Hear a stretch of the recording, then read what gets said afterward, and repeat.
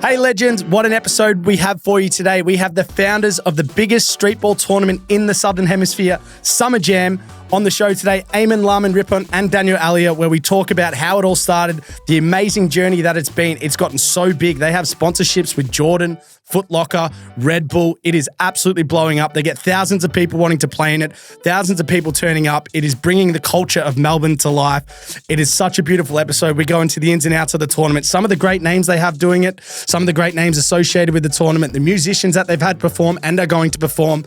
I couldn't think of a better time to bring this episode to you with the NBL flying, Australian basketball flying, and of course the tournament being this week. So let's get into the episode. Welcome back, ladies and gentlemen, another episode of the Unlaced Podcast. As I always say, if you are new here, thank you for turning up. And if you've come back again, I absolutely love you. What a start to the year. We had Richard Hughes, Hollywood film director, on last week. Incredible stories. He blazed up with 2 Chainz. He hung out with Fez. He had Thanksgiving with Zac Efron. If you haven't seen that, go back out and check that episode. We got a very special piece today, and this is going to be something you guys might see across my social media over the coming weeks as well. But I don't know if you guys have heard of Summer Jam, but if you haven't, I mean, you guys got to get with it because we have the founders of one of the biggest street basketball events in the studio today, Eamon Larmon-Ripon and Daniel Ella. Guys, welcome. What's up? Thanks for having us, man. Hey, good intro. I got the names right, everything, huh? Oh man, that's come off the tongue. Yeah, very nice. Sailing, Damn, you guys have done some things over the past 12 years. Yeah, 12 years now. Yeah, it's been wild. I mean, it's something that we've been doing for a long time since we're basketball players ourselves. I know you were a pro soccer player. Yeah, and you know that was the dream for us to be a pro basketball player, but yeah, now we're running a streetball championship in Australia, and 12 years deep. Yeah. 12 years deep. Well, we're going to go into like the ins and outs of it, but like if we just go to the now, I mean, how big it's got.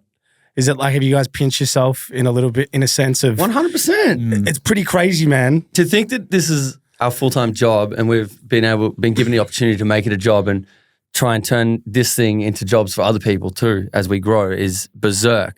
So, you know, I'm thinking like my day-to-days now, it's had to switch and you go, yeah, this is work? Yeah. Like if you're hanging out, going to meet with someone to talk about how you can do something, whether it's an activation or it's a piece of content about the jam, you're like, that's work.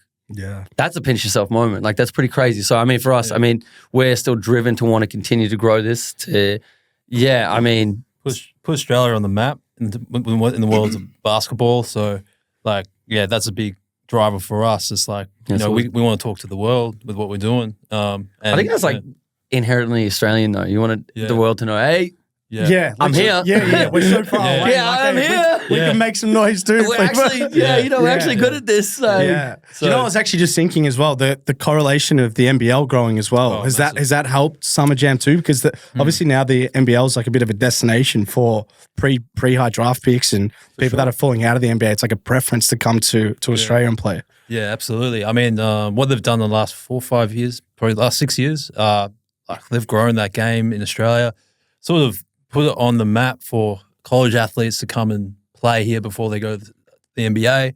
That is like 100% helped the culture grow within Australia.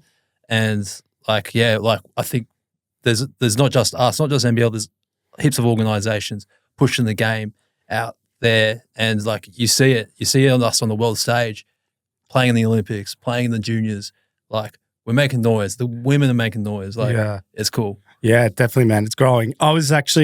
Yesterday, I went to Footlocker in Burke Street Mall and I went up the escalator and I was like, holy shit, there's like a genuine Summer Jam pop-up with like merch that you can buy at Footlocker. Yeah. Like just to mention Jordan and Footlocker, like I don't know if you can get bigger brands to be associated with for like a basketball tournament. Stoked. Like, you got the Jumpman on there. I know that was an ecstatic feeling last year when we sort of heard rumors, everything's kept quiet while, it's moving through the chain. And I think when we landed it was just, that was like, whoa. This like, one, it hasn't been done in the Southern Hemisphere. Really? So as a collab with anything in the Southern Hemisphere, like this is the first thing that they've done. You're kidding. I did not know that. Where, like I said, Australia's small. We want to let the world know we're here. But like in terms of like pound for pound, I think that we're right there in terms of, yes, the basketball, the NBL's grown and people are invested in it. People are invested in the Summer Jam. Jordan's now looking at it and go, hey, like Australia's invested in basketball. This is cool. So to do that it's groundbreaking. It's pretty nuts. But yeah, go to Burke Street and you're like, whoa, hold on a second. Like, yeah, dude. We're going like, I'm going up the escalators and it's summer jammed out. Like, that's pretty cool. So Does that feel weird for you guys to go in there and see that? Like from when you think about when you guys are starting this, like even just thinking of a brand and a concept, then you going into Footlocker, there's like merch and shit. You see people looking at it, like buying it. It's pretty cool. It's something you can't imagine, right? Like to be partnering with MJ. With Michael Jordan, what the fuck? Yeah, we call him Mike. Yeah, Mike. Yeah. We're from Jordan. Is that who you were talking to before we came in? He's been blowing me up today. I don't know why. You know what I mean? He's trying to get tickets, actually. I think there's only a couple left. I don't know if we allocated VIPs for Mike. He's got to pay to get in. Mike can have whatever he wants. Mike, we want you here. Oh, man. Yeah. Well, for those at home that don't know that what Summer Jam is, obviously at its core is hooping basketball, but it kind of feels much bigger than that when you look at the event and the work that goes into it and the people associated with it and the people around the world that, you know, are a part of the day as such. Can you guys explain to the listeners that don't know that may want to head down to this year's Summer Jam what to expect? Yeah, well, we've got 16 teams from around Australia, all competing for national title in the Streetball Championship. No, it's more than that. We've got 16 men's, 8 women's, 4 under-21s. We've got an Australian dunk contest, an international dunk contest. Yeah. Far more than that. We've got NBA 2K setups. We've got food. What? So all local vendors. We've got sip and paint sessions. We've got a barbershop, tattoo parlor, braid bar. We've got LED screens. We've got tequila bars. We've got like...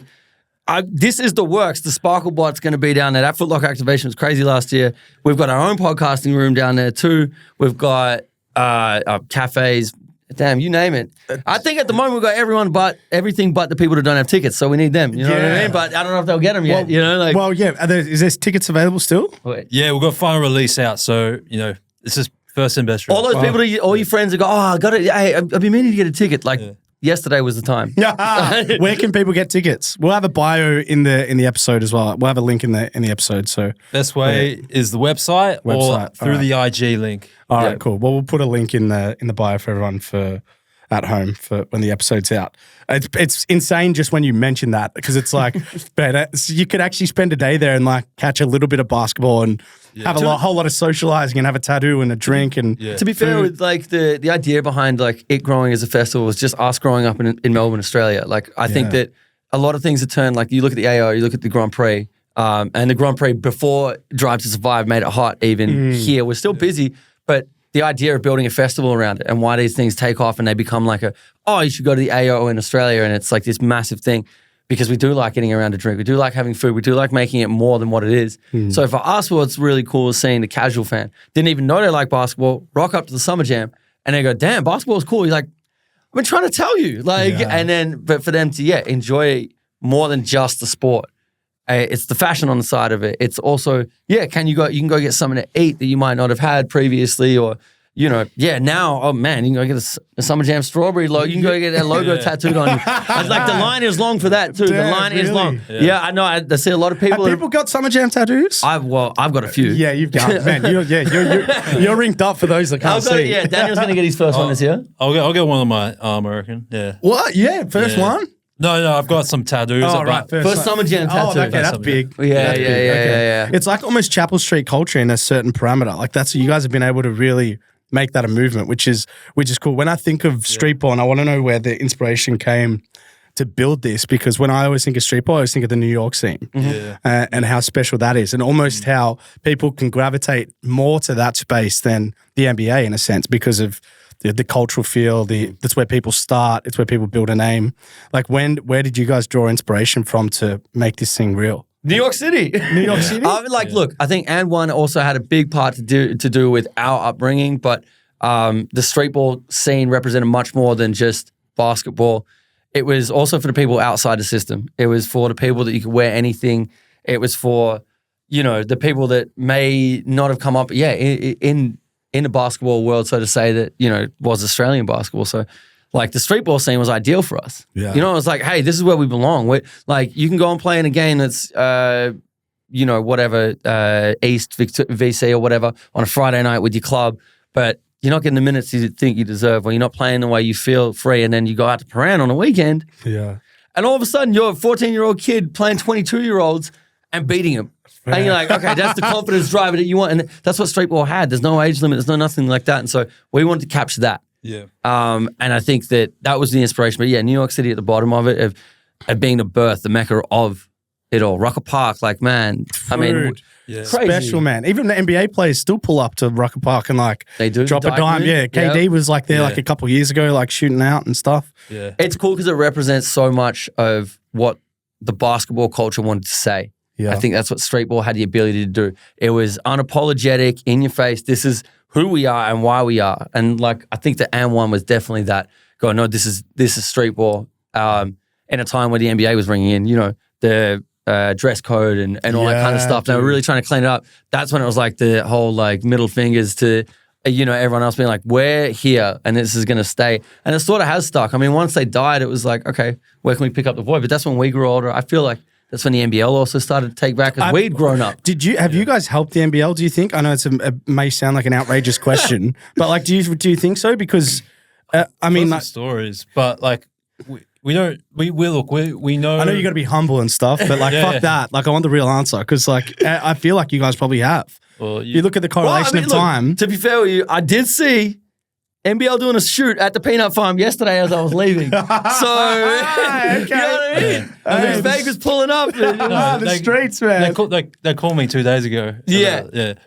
But it's a beautiful thing. Like what they're doing is helping the game. Yeah, what we're doing is helping the game. And I don't think it's that you phrase it. It's more like we're both going the same direction, and it's easier to go with each other. That's beautiful. And yeah, we probably have helped them, but they've also helped us. No doubt. The kick up in interest has helped our interest grow as well. So yeah. Who have you got any like street ball gods that you guys love? Like any inspiration? Skip? Yeah, Skip. Skip was always a favorite for me because he was the one that started it. Right. He was the founder, and like, I mean, yeah, he'd be crazy to have out here, but it was nuts to think that we just hung out with the professor this year. Like, See the street days, this is what I love, man. Yeah, it's crazy. I mean, like, look, Corey Homicide too is another one that, he's just sort of managed to weave his way into the life of Australian culture. And it's like, well, hold on a second. I was his barber for like, still am his barber, but like, for 5 years now or whatever. So, it's nice to have him as a street ball legend, someone we knew from his K1X days and his street ball like rampage before going into, his pro career or whatever. I think he's just one of the homies now. It's pretty cool. Wow. So what was the, like, obviously you guys are basketball players at your core and you love basketball, but what was the why? Like, why did you want to create this? Because like, let's go back to 2012. That was the first tournament, right? It's 2011? 2011. Got rained out. It got rained out. Yeah, rained out. My God, I didn't know that. Yeah, half of it was in my tears on the morning of, trying to sweep them away. Do you know what I mean? That was powers that be giving you a test or something just to see how much you wanted it. Well, all the young enthusiasm was just sort of just washed away, you could say. And we're like, this has to be real. What do we have to do? So you go in and you do your research. And, February is the driest month. It's around this time. And we turned it around because it was going to be on the November 2011. And then so we turned it around in like 3 months, the next one. So wow. Yeah, it wasn't too bad. So that meant it was 2012 was the first one. And I think that we did it because, like I was saying about outside of the system, a lot of us are those sort of players, and there was still a lot of pickup culture at MSAC, still a lot of pickup culture at Paran Outdoors. Okay.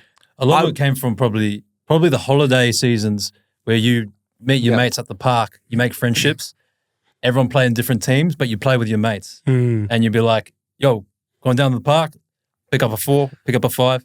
And then or you'd say, you'd sort of casually, send a note to one of your mates and be like, Daniel, I'm going to get there at like 2:30 or 2:35. So, you rock up at the same time. So you'd be on the same team. Yeah. That's like pickup culture. There's like those little things. But I think that this was more like there just wasn't a tournament for all of that culture to sort of be put on. So I was like, well, I know everyone. Yeah, damn, bro. I actually think like the pickup culture as well. I think it's like great for people's health and mind too, because people like go down there and they spend all day there, and they completely forget what's going on in life. Do you know what I mean? Like pick up basketball. Yeah, pick up basketball. Yeah. Like you have to be in the present because some guy's going to run through your chest otherwise. Like sport you're does playing. that. Yeah, you're playing. Yeah, sport in general, right? So there's something special to it. The tournament itself. So like you guys do a lot of work behind it. Maybe more than I can imagine. But can you give us some insight into because obviously me and others, we just turn up on the day and we see the end product. But what sort of like, when are you starting the work? Are you starting from the end of this summer jam for next year straight away? Like how much effort and time are you guys putting into this? It's probably, I mean, it's a full year thing. Like probably 8 months out, we'll start. There's certain things though that we're starting to realize now that you're a season ahead, that we have to get a season ahead. Yeah. So a lot of the design and a lot of the concepts have to start now going earlier. It's already started for this year. Next year has already started last and that's week. what's wild. Like we haven't, this year is probably the first year that's sort of slid in. The year before we sort of realized that, but it's now a full-time thing. So we're working on it year round. We need to find ourselves like time to have a break and rest. Yeah, which of is course. fine. But at the same time, we love what we do, right? Yeah. Like this is our job. Yeah, so the end product's like one of the best days of the year. I want to go to work. Yeah, correct. Yeah. Yeah, it's pretty special. Well, there's other big street, but what's Key 54? What is that? Yeah. Is that you guys got flown out to that, or you guys It's now were there? the world's second biggest street ball tournament. Yeah, but there's other tournaments that you guys, I'm sure there's collaboration or there's ideas that spur from, like. Yeah, I mean, Key 54, they've been going for 20 years. They're kind of like probably the biggest street ball championship in the world. They've bring countries from all over Europe, Americas, even us. We went there, so that was cool. Yeah. And Shout out to Footlocker. yeah, and we played against who? We played against Sierra Leone? Oh no, we played against Ivory Coast. Ivory Coast. Yeah, What? yeah. You know what's crazy, right? So the national team too. We yeah. weren't too familiar with the rules. And by the way, we had a solid lineup of guys. It was crazy how it came together, but we didn't really know the rules.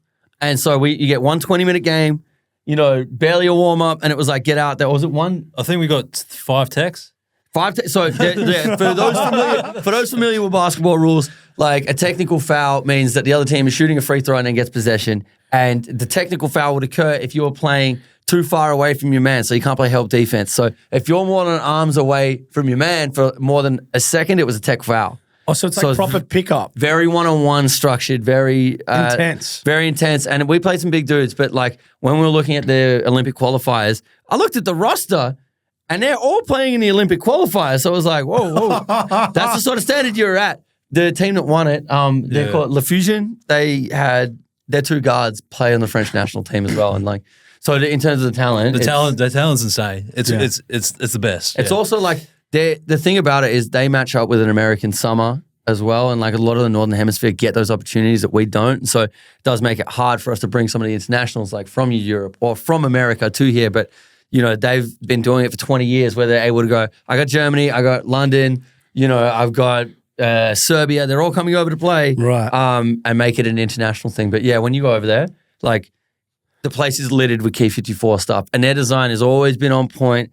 Like Jumpman's jumped on it. They do shoes. They had 4 different sneakers. Oh, the Nike store got rioted. It got rioted. It got looted because people wanted the product. Yeah. Oh, damn. Like legit. While we were there too. Damn, lockdown Burke Street, man. Damn, that's crazy. Yeah, we hope so. We hope we have the same effect. Imagine. Yeah, well, the one thing I love, and basketball in general does this, because going across a lot of professional sports, and we have all types of codes coming here, is there's always kind of rules and structures from governing bodies on how to look, how to speak.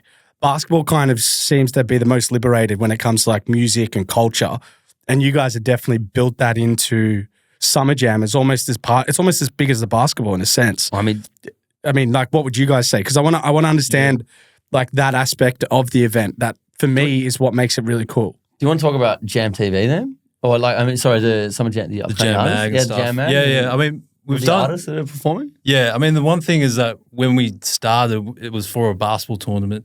And then obviously we have friends that want to do their music, people that want to do their fashion, people want to do the content. And it was very much come out of the community value like that we had growing up, especially with their family, is like, man, of course, like we've got a stage, perform every year. And since then, every year we've just built heaps more, interest with what we're doing. When you do it for 12 years, you get to the point where it's like, cool, yeah, like we're getting top artists coming through, performing, doing their thing. It's insane. Can you reel off some names like that? Potentially, are you getting more underground artists? Or are you getting people that maybe people would know really well? Well, so like Pena, who was I think award for Aria and stuff, and Wow. so there's Pena, there's Jerome Jerome, Farah, he was nice. Yeah, Nerve as well. We had I mean we have like awesome people like Kait who come down every time. Tones and I comes down. What? Yeah, Tones is a huge basketball fan. What? Yeah. Tones and I's huge, She's bro. just in the crowd getting sunburnt like everyone else. You know? Yeah, driest month of the year, bro. That's yeah, right. it is, man. Slip, It's slop, hot. slap, hey, fam. Bro, I got cooked at the wild card but I won't get burnt this year. But I think the other thing too is for us. We had Earl sweatshirt. Oh, we had Earl sweatshirt. Oh, yeah, one year. Yeah, you know what's crazy? It's crazy. That's what I want. I want to see I'll leave some something. detail out of this one, but I remember just walking up, and so for us it was always driven off. Yes, we've got the stage, but everyone, you know what goes better? Music goes better with everything. All right, cool. So yeah, your friends go, hey, how can I help? How can I provide my platform? And so our DJ friends were, you know, like they'd come on and start DJing. I remember going up the hill. This is when it was like at Paran, and so hot day, it's mad. I'm roaming around doing my thing. Go up to the DJ just to go say what's up to my man. I think it was Eddie Mac DJing at the time, and it like got up to see E, and I'm just like, what's up, man? My man Gareth is standing there. So Gareth, he was living over here for a long while. He one of the founders of Babylon Clothing. He's in a punk rock band, and it'll come up to me, the name. But he was up there chilling. When I say chilling, I mean... Yeah. Chilling, baby. And so I was just like, oh, gee, what's up, man? How you doing? He's like, hey, let me introduce you to my man Earl. Turn around. Laneway Festival's on that same day, by the way, which we also clashed with this year, but so be it. Yeah. But he was standing up there in the booth, also chilling. And I was like, oh, this is sweet. I didn't chill. So I said, what's up? He's like, oh, sweatshirt. I'm like, that's crazy. Oh, what's up, man? He's like, man, I got to play at Laneway, but I just want to be kicking it. Yeah, like, this is crazy. I'm like, oh, sweet. I walked away like nothing happened. And then, like, one of my family friends came to me. He's like, could you introduce me to Earl? And I'm just like, oh. Wait, hold on. What the? So you just processed after that? Yeah, a bit of that moment happened. So that's super cool. He was wearing the mask before the mask was a thing. He had the COVID mask on before the COVID mask was a thing. You couldn't really see who it was. No, well, that was why. Yeah, initially I was like, what up? But he had to take the mask off to chill. He's so media trained. Yeah, and so he was, you know, but it was cool to see that. But I think for us, it's also an opportunity. Like we said, we got the stage.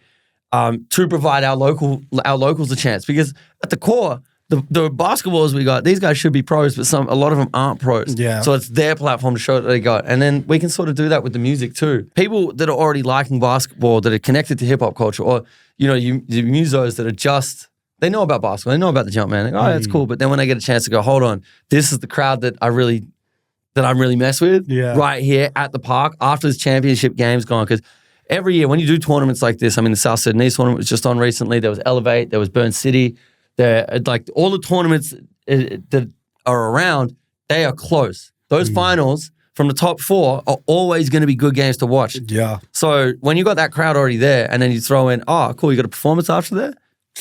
It's a no-brainer, bro. It's like, and that's stuff that, you know, so we don't see other tournaments or festivals doing, you know, and it's sort of one thing we've pioneered, and we've learned it from a lot of other places too, because that's what's important, is to give other things props. But like, yeah, it's a cool environment to be in. So I'm looking forward to this year. I'm looking forward to coming to this year's one. I mean, I went to a few early on. And actually, one of the things I want to ask is how the teams and players are selected, because I assume I can't just rock up with my 5 homies and say, yeah, we want to play. So, like, how are you guys selecting? Obviously, you're covering the female aspect this year. You've got the male, you've got the international dunk, you've got the other dunk tournament going on, or dunk contest. So, how are those players getting selected? It'd probably break down to the beginning, right? Like, so in the beginning, it was just us giving it out to our friends, right? So, hey, like, we can run a tournament. Can you do this? Yes. And then because of that, like, we started off with 8 teams. It was like, no, we had 10 teams worth of players. But sometimes you got to politely tell some of your friends that they're not at that standard. So we created a tournament called the Open Run, which is now called Crash the Court. Yeah. And that is the public's chance where we run a full tournament, open it up to the public, and now we've still got a lot of friends on the list. So you got like a sub-tournament. Yeah, a subsidiary running. Yeah, the business as such. Crash the Well, Court. we run the Crash the Court series in Sydney, Brisbane, Perth. Oh, so that's Melbourne. Australia-wide. Australia-wide. That's the This is playoff. first year, it's full Australia-wide. Third year in Perth. Whoa. But now it's the first year that we're doing it in the other states. And I think the model works really, really well. So we run a tournament open to, if it's 8 teams, if it's 10 teams, it grow by demand. Whoever wins that, we'll fly down to compete. Wow. So it's become a bona fide national tournament now. Yeah. So you have to win that one in order to get into the jam, which it's a great way of filtering through talent too. And those teams that come through to crash the court generally do well because they're used to the game style. Gotcha. They've also built a bit of camaraderie within themselves. And, especially I'm looking forward to, the fact that we get to fly the teams in. For them, it's like, what a trip. Yeah. That's what you dream for. You What? play basketball. And, It's a dream, man. That's a dream. Yeah. That's our dream for sure. Yeah, absolutely, absolutely. Well, this year you've got you've made the commitment to the female games definitely going to be on show. I read that you're handpicking players or of the nature there, but can you talk about the female aspect to the tournament this year? Yeah. I guess this year we're putting up 20,000 for the winner. Wow. So, Men's and women's 20K. Yeah. Hey, that's some shmoney. Yeah. It's not bad for your preseason, you know what I mean? Like, if you come away with the win. But yeah, we've got the talent that we've got.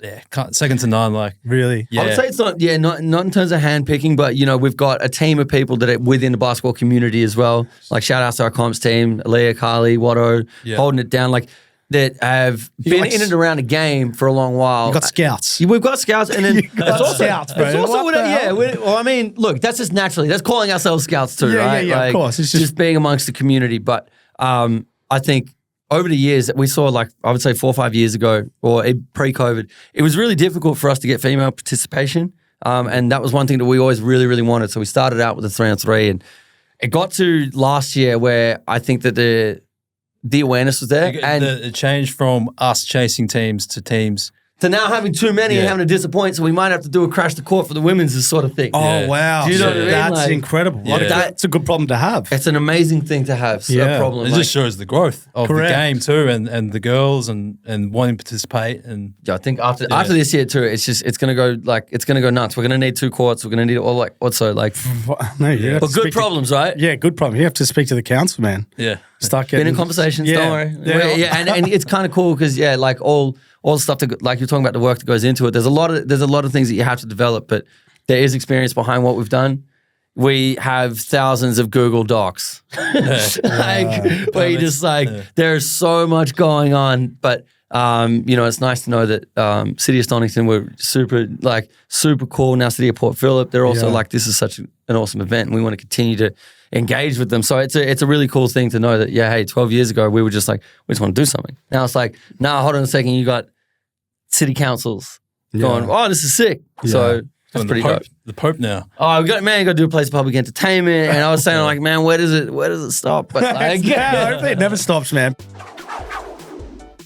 Hey, legends, just a quick pause in this episode to let you know that for another year, we have partnered with Dabble, which means I'll be doing a weekly stream within the Dabble app on Wednesdays, 7 to 8 p.m. on the show called Jake's Take. We did it all last year through 2023, and we had lots of fun. Within that, we'll be doing some bets. We'll be talking about the various sports around the world and what's going on. We have a whole lot of fun on a Wednesday night, so make sure you get in there. If you guys are into this space, definitely get on Dabble because you can follow some of the professionals or ex-professionals in their sports and see what bets they're putting on and what they're thinking to increase your chances of winning. So there, we make sure we dabble socially, gamble responsibly. Let's get back into the episode. I'm interested. I love business, and I'm interested when you work in a duo. Like naturally, you're going to have certain skill sets. Like for you guys, how do you guys complement each other well? Who's got certain strong points? Where do you guys support each other in that partnership? It's a good question. I mean, we're mates first. How does that work? Is that tough as well? Can be. Because your friendships first, and I imagine sometimes businessman. You hear stories all the time, but at the same time, I would think it's the best thing ever. It is. Like working with like one of your best mates. This is work. Yeah. Do you know what I'm saying though? Like I always think that's the dream. Like making something cool with your mate, making money with your mate. It's more fun than doing it on your own, right? I think it works for some. It definitely doesn't work for probably most. Yeah. I would say like for us, like we've been doing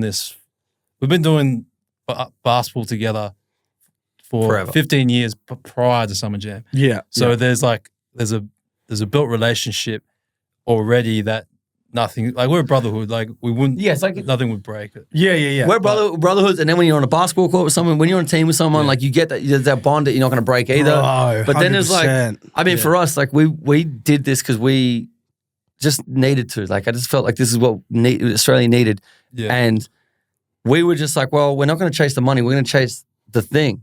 Yeah. And that sort of led us to where we're at now. So, I mean, It's a vision, there's challenges because, like, it's not like we've come in this thing making money and it's like, oh, sweet, we get to go and hang out on a yacht this weekend as best mates. It doesn't happen. It's like, no, hold on a second. No. Hey, let me have some of your lunch, man. Like, you know what I mean? For a few years. Yeah. All right, cool. So, like, that's what we're still going through. So, I mean. It's like a shared vision. I think that it wouldn't have worked unless we just didn't have the same goals and dreams. Yeah. We've got the same goals and dreams. It's just, you know, I think that's, we just try and hit that together. Just a line on that. And like, look, anything is going to have challenges. Do you know what I mean? And so whether that's, you know, how the business is or how the friendship is, like they're going to have challenges. Yeah. I mean, if you're going to have a brother or a best friend too, you're going to have your challenges with those relationships. Yeah. They're going to go through shit. You're going to go through shit. How do you respond and react? So, there's 100% there's shit. Yeah. There's always shit. There's always shit. But it's, you know, at the end of the day, you know that we're doing what's best for each other. It's the pinch yourself moment where you're like, neither of us are doing each other dirty. We're like, no, this is crazy. Let's keep growing this thing. Absolutely, man. Absolutely. What's the coolest part about the actual day for you two? Like, because there's so many like dimensions to it. You know what I mean? It's a pretty diverse day. Can't answer that question. It's always like near the final where like the relief of it, we can literally look each other in the eye and just like, holy shit, we've got 2,000 people here. Yeah. And it's like, that would be cool for me, seeing the amount of people that come through like the door just to like be there. Like, what the hell? Yeah. You know what? To me, it's probably richer. It's probably the look on the face of the people that have birthed this with us. Yeah. So the team that see their excitement and how, you know, they all are a part of it and they've helped grow this. And when you get there, you just get to hug each and every one of them. Yeah. And you go, we're doing this. Those moments live on. Yeah. There's always, like, I'll always, you know, throughout the court, yes, in the finals when the dunk comp's on and all that. But I think to me, it's that relationship building with the team that we've got.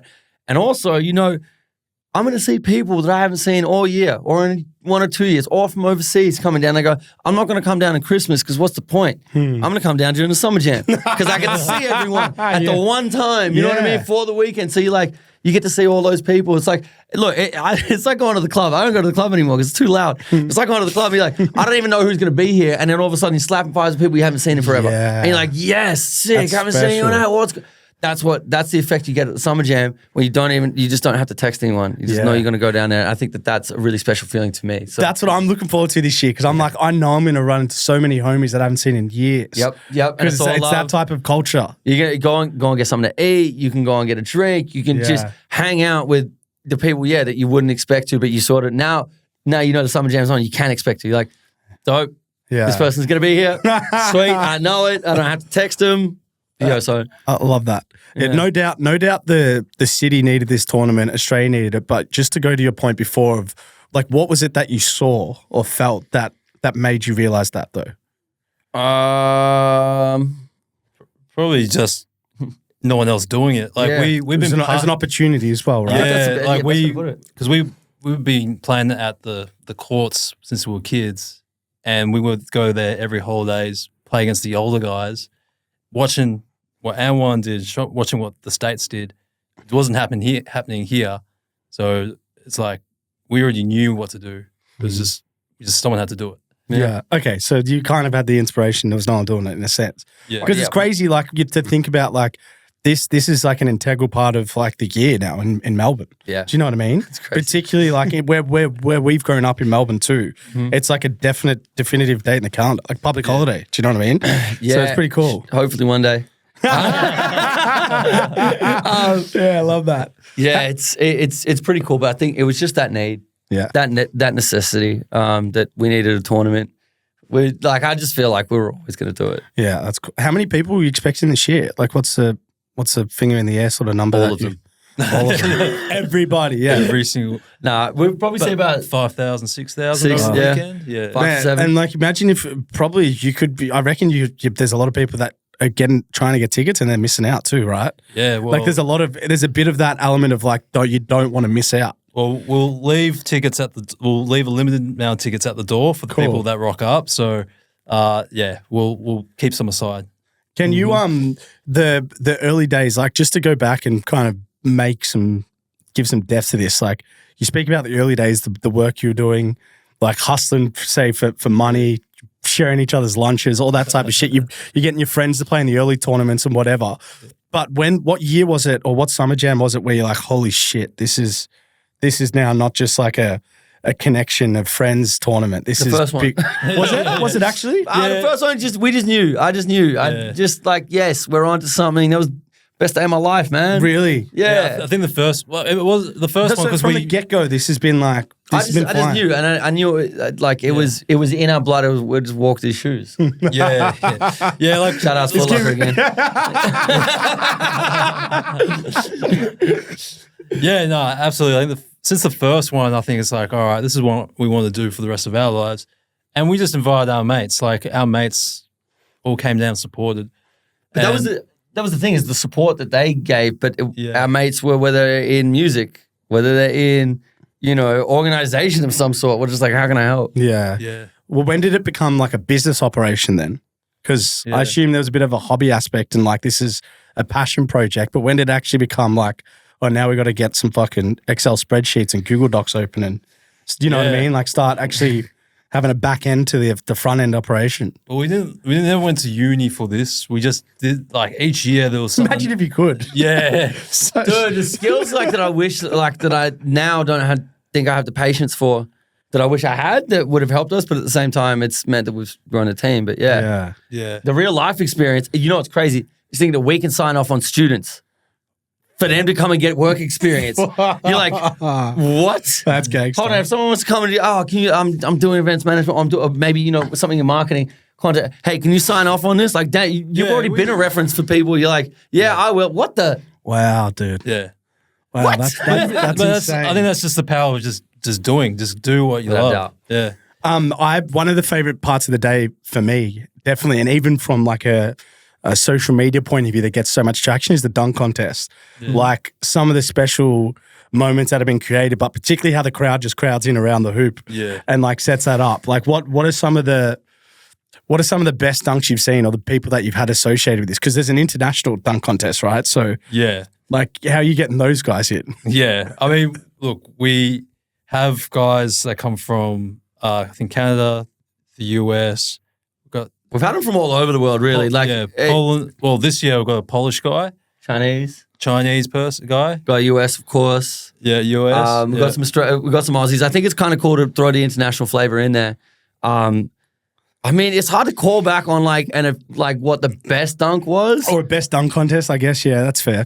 I mean, they'll all be out of this world. Yeah. You had. I mean, you got Jordan Kilgannon. You had Guy Dupuis. You had Isaiah Rivera. You had, Brody Stevens he's an Aussie kid.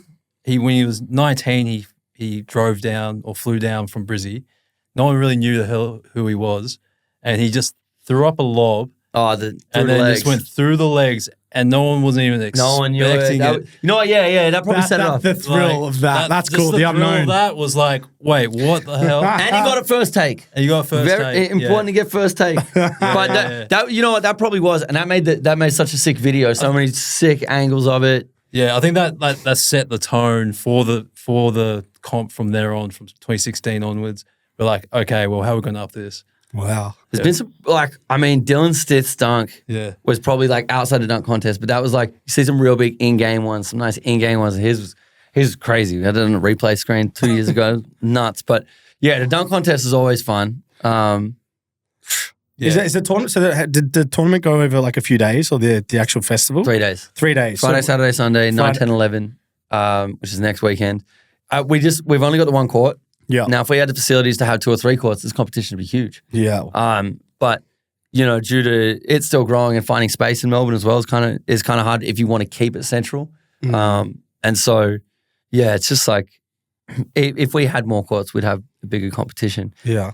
But 3 days of madness.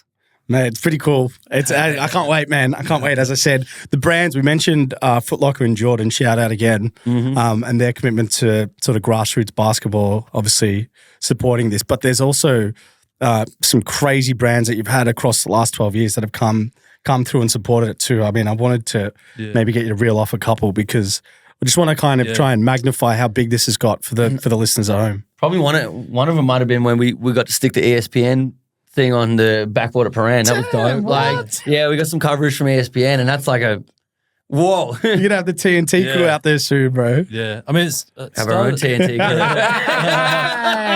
You just wait. Yeah, look, it started. We were inspired by AM1, and I think the first year, we were sponsored by AM1, and then from there on, it's just grown to more partners, to now Jordan and Footlocker. It's crazy. Have you had professional hoopers like be a part of the day, like or actually play? Yeah, like any well-known names, or just in general, like Corey played. Yeah, well, yeah. I mean, he's the goat of streetball. Really. Yeah, I mean, it's pretty cool. We had Ben Airwin back in 2012. Oh, yeah.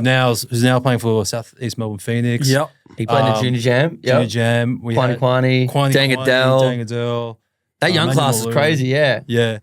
The young class. Yeah, it's cool because a lot of the kids that were playing back in the day are now playing pro. Right. So yeah. Yeah. Who is the two founders' goat of Summer Jam? The goats of Summer Jam. Yeah, who is like your guys' goat?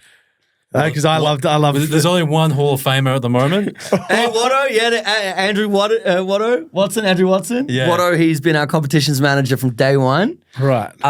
Scoring every game. Yeah. Like just he'll be there the whole day and have the whole competition structure run on schedule, on time, put it all together. I've moved out some umbrellas just so he could get burnt, just to test him. He's that good. Yeah. He stays locked in, and he's been a huge part of the Summer Jam, developing it. And so last year we decided to bring in the Hall of Fame and award it to our team, not just the players, but to the Summer Jam. Because my question there was player-wise. You give me a GM. We went straight to the GM. GM. Straight business. Yeah, exactly. Stand on business over here, man. So to answer your question before last year.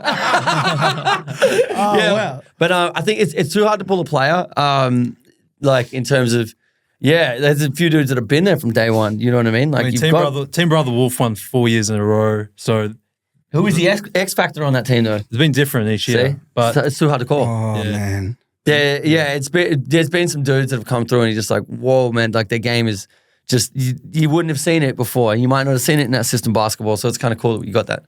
You can say it as well, Joey Mauser, who's... Well, I knew you wanted to say that. Well, yeah. Well, anyway, no need for explanation, but he's been sort of a staple in Paran, winning the 10th year for Paran was the MVP special. on that team? Tater. Yeah. Damn. Tater just he needs to know that. So you got like an MVP award for the day and stuff? We run MVP as well, yeah. Yep. Who are the judges on that? You guys on that panel? Referees. Yep. Yeah. Oh, referees. Okay. Referees. Carly. Oh, that's traditional, I guess. And then until Daniel and I walk over as fans go, nah, mate. We don't want to pull that. And then the dunk contest too, you got people holding up like out of 10. I think we got like a... You got it all happening. I heard rumors. I can't say names right now because until they're confirmed, you don't want to say anything. But we've got some big names that are going to be dunk comp judges. Yes. Like Taron Thomas was on there last year. Mason Cox has been on there. That's cool. Peter Ball's been on there. Like it's cool to get those personalities out there to have them judge dunk. They would love to do that too because that's like a cool part. I hope so. Yeah. Petrarca was on there last year too. Yeah, Petrarca was on there last year as well. So and he could play, man. Yeah. But a lot of footy players, they're either basketballers or footy players. Like they're both. It's very Scott Pendlebury. He could have played pro by the sound of it. He could have done. Yeah, he gave Paddy Mills the spot apparently. Damn. There you go. He wanted to pursue footy. So what do we think of actually whilst we're on that Boomers? Like what's the vibe around Australian basketball now? Because obviously the last sort of 24 months, the draft picks we're getting in the NBA, some of the names, like if we have everyone healthy and everyone wants to play, like our starting five is pretty special. Yeah. So as good as maybe we've had for a long time. But I want your guys' opinion on that and where you think we're headed. I mean, we've probably got the biggest talent pool we've had in ever. Yeah. So it's probably got to do more with how they gel together, how they sort of come together as a team because we've got the talent to do it for sure. Yeah. I think, I do like it. I'm just such a classic, like, feel Aussie fan. It's like, yes, we've got the talent, and I'm ready to back, like, the Australian team going into anything, but we're just not there yet. Yeah. Because every time we go in, I feel let down, like, because we should be. That's where my mind is. So, I'm a bit on that, like, damn. Like, yes, easily the best talent pool we've got, but I want to see us win silver. I want to see us win bronze consistently.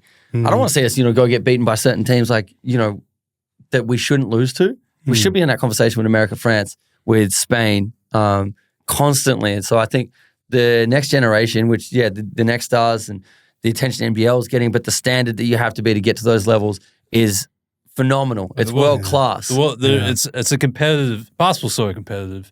You've got so many countries. I mean, Australia is young compared to a lot of these other countries. Small market, That's very true. Yeah, well, and you're losing players to other codes. That's what I always talk about with our Australian national teams. Yeah. Like the soccer team, they've made the last 5 World Cups. I'm like, we're like the 5th favorite sport in the country. Do you know what I mean? Basketball is probably a few above soccer, maybe to an extent, 100%. Or maybe below. You know what I mean? It's the same issue. Yeah, 100%. Yeah, but yeah. What Australia's doing is also above tier for what's expected from the world. It's changing. I'm thinking for us too, now that we're having conversations with Basketball Australia now. What? That's nuts. That's probably a partnership that, something we want to continue to develop. But if you had told us 5 years ago, you're going to be like on even a Google Meet with so-and-so from Basketball Australia, hold on a second. Why? Are you putting on like a suit and tie after that, or are you dressing as Eamon? No way. Yeah, you're a street ball tournament. You got to keep it straight. Tats out. Got the chesty bonds on. Yeah, I love it. But yeah, I think they're all. It's pretty crazy. But I think that we're going in the right direction. Like we were saying before, the NBL with us, Basketball Australia, we're going in the right direction. And I think that give it 5-10 years, and patience is something I think I want to remind myself of, because I am that fan. It goes, we're going to make it, and then disappointed. Patience, we'll get there, and that next gen is going to be even more incredible. Scary, man. Big ups to the boomers that broke grounds too, though, like the Paddy Mills and the Joe Ingles team. Bro, the ones that actually did it to get there sometimes is all the work. To break through the floodgates, and they did that. And I think seeing Andrew Gaze, his reaction, said it all. Drew's reaction, he was like, "Yeah, cool." And I think that shout outs to that team that's done all the work to see what I think we're going to see over the next 5-10 years. Yeah, it's very rarely you've watched the Boomers and even if we've lost, you've been disappointed in them. Like they've always that's a good thing about that team. They always fight. They do. That's why there's this love for them. 100%. But I get your point. It's like let's go to the next level. And I think that we can. I think we can in so many sports. Yeah. In so many sports. So that's I don't think I'm down at it like throwing shade. It's just like I feel that me as an Australian that we've got the opportunity we're so close. Beautiful. Are you guys watching NBA Flat Stick?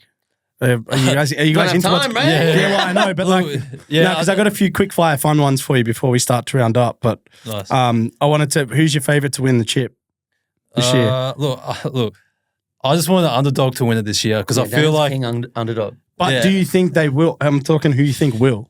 It's tough. I feel like Boston might. Hey? Huh? I want Denver to win it. You want Denver? Yeah, I lied, man. Something about that team. They're just they don't give a fuck how big and famous they are. Yeah. But Boston, Boston do look good. And shout out to Jason Tatum. Yeah. Like just for them to break through would be cool. Yeah. What about MVP? You must be a Joker kind of guy, but probably. The game's just too easy for him. Yeah. Look, I lost it when LeBron didn't win MVP for whatever year that they played against Golden State, and Andre Iguodala got Finals MVP for shutting down LeBron. I'm like, man, see you later. Kobe got robbed of 1 million MVPs. MJ, everyone gets robbed of them. I'm not really bothered who wins the MVP. I just want to see good basketball, and there's some ballers at the moment. Love it. Oh my God. Who I love is Anthony Edwards. Oh my God. Yeah. Yo. The Ant-Man, bro. Yeah. He's got me back into watching proper basketball. Don't worry about Ja Morant anymore. Ant-Man he's here. I love it because he says it with his chest too. And then he goes and does things that people are comparing him to MJ, of Jordan, which is kind of a scary thing. But then no one's really going back at people saying that because they're like, he just might be, had the choice of being a rapper or a football player or a basketballer. Just coming into this world. Have you seen that clip where they're like, he's like tennis, hockey, whatever you want. He's just as that kind athlete. Of guy. Yeah. But there's, it's going to be a tough race. I just think that I'd like to see it go to the team that wins it. Beautiful. Yeah. We love that. Yeah. I got a couple more for you. We're going to round out with our podcast question, but the last one sort of on the topic of Summer Jam is what's the goal? Where do you guys want to take this? Because it's your baby and it's getting bigger than a baby now. So where do you foresee it going? What's the dream? Yeah, the dream is to find the dream. No, it's for us. I think we want to. it's like we achieved what we set out to achieve, and we've sort of like, all right, what's the next step? And we just want to connect what Australia is doing to the rest of the world, whether it's but probably more specific to Asia Pacific. Yeah. So yeah, just building more connections with what we do. Continuing to grow our brand, can grow the tournament. I think ideally, like if you look at the Australian Open as an example, bringing everyone to Melbourne, and we're Melbourne boys. So for us, it's important like that we, you know, show out to the city that's given so much. And in terms of culture, in terms of everything, it's the leading city in Australia. So we want to build our empire here and bring the rest of the world here. Show the rest of the world what Melbourne has to offer. And I think that, you know, we're going to start with Asia Pacific, work our way up to the Philippines, work our way up to Japan, and hopefully be able to bring those people down here and experience what we've got here and show them. And so continue to grow that brand, take it home with them, you know. That's special, man. Being in Melbourne is special. Like, I think if you were to put a pin anywhere in Asia Pacific about what's like a place of culture and the melting pot of different cultures, Melbourne's it. Yeah. We're just lucky enough to be here from kids, to be part of what Melbourne brings is, and then also for us to have a voice from here. Like, yeah, it's a blessing. Yeah, we're going to get you guys like Melbourne ambassadors or some shit, man. This fucking... I got a tattoo on my back, bro. I know. Yeah, like seriously, for real. Hey, so we have the podcast question we always ask every guest. I'm going to align it to founding Summer Jam and the whole journey throughout. We attest 3 key traits to success in business or sport: resilience, drive, or ambition, all important. But which one for individually has been like the pivotal one for you to get from 2011 to 24 in the way you have? I'm going to say ambition. To be fair, I think it's ambition. Yeah, it's pretty ambitious what you guys are doing, right? Yeah, so you got to be like you got to have the ambition in order to fuel the drive. And I feel like ambition's you got to have courage. With what you're doing, like if you're trying to break through something, you've got to have ambition. I think ambition. Yeah. Oh, beautiful, man. Well, I love you boys, man. I can't wait to share this day. So, do you want to maybe just go to talk down the camera what day it's starting? For those who are listening in, we appreciate your support on this episode. Let's get tickets. There is a link in the bio there, so go down, get your tickets. Boys, you want to take it away on dates and times and where? Yep, you know it. February 9, 10, 11. That's Friday, Saturday, Sunday. Peanut Farm Reserve, St Kilda. That's right behind Luna Park. It's going to be nuts. It's going to be madness. Make sure to get your tickets. Hey, if you are coming in, best thing to do is catch public transport. Want you to enjoy yourself. And parking is crazy. Plus, we already know there's going to be thousands of people coming down there. So do your best. Get down there. Spread the jam. Spread the jam, baby. There we go. We love you guys. We'll see you guys next week. Appreciate your support.